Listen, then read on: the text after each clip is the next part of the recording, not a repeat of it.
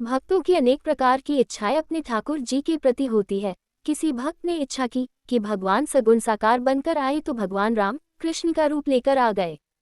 किसी भक्त ने कहा मेरे बेटे के रूप में आए तो भगवान कश्यप अदिति के पुत्र के रूप में आ गए। किसी भक्त की इच्छा हुई कि भगवान मेरे सखा बनकर आए तो वृंदावन में सखा बनकर ग्वाल बाल के साथ खेलने लगे। किसी की भगवान के साथ लड़ने की इच्छा हुई तो भगवान ने उसके साथ युद्ध किया। इसी प्रकार किसी भक्त की भगवान को खाने की इच्छा हुई तो भगवान शालिग्राम के रूप में प्रकट हो गए।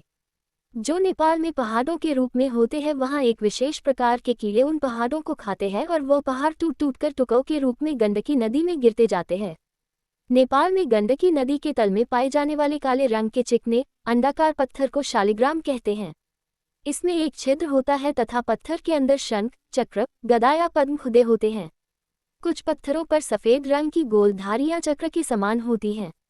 इस पत्थर को भगवान विष्णु का रूप माना जाता है तथा इसकी पूजा भगवान शालिग्राम के रूप में की जाती है।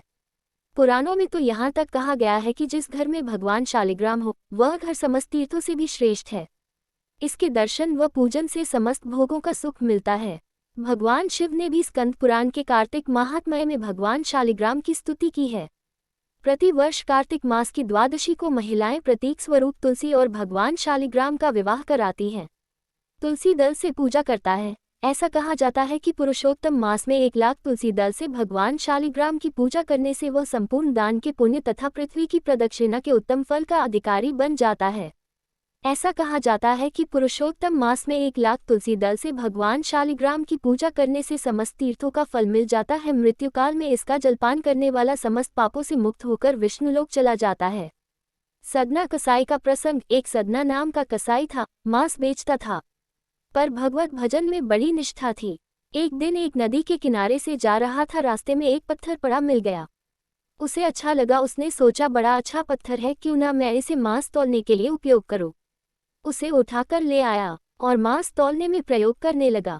जब 1 किलो तोलता तो भी सही तुल जाता, जब 2 किलो तोलता तब भी सही तुल जाता। इस प्रकार चाहे जितना भी तोलता हर बार एकदम सही तुल जाता। अब तो एक ही पत्थर से सभी माप करता और अपने काम को करता जाता और भगवान नाम लेता जाता।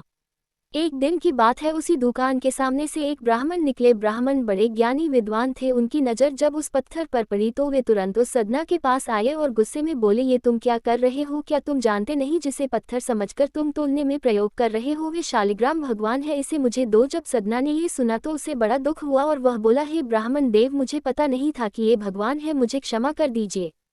और शालिग्राम भगवान को उसने ब्राह्मण को दे दिया।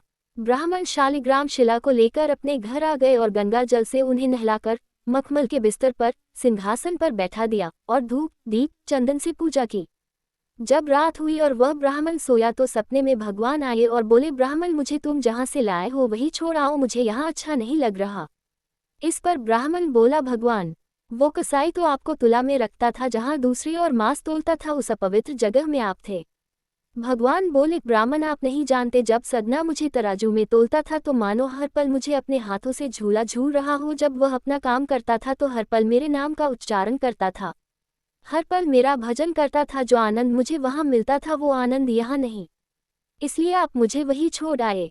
तब ब्राह्मण तुरंत उस सदना कसाई के पास गया और बोला, मुझे माफ कर दीजिए, वास्तव में तो आप ही सच्ची भक्ति करते हैं, ये अपने भगवान को संभालिए।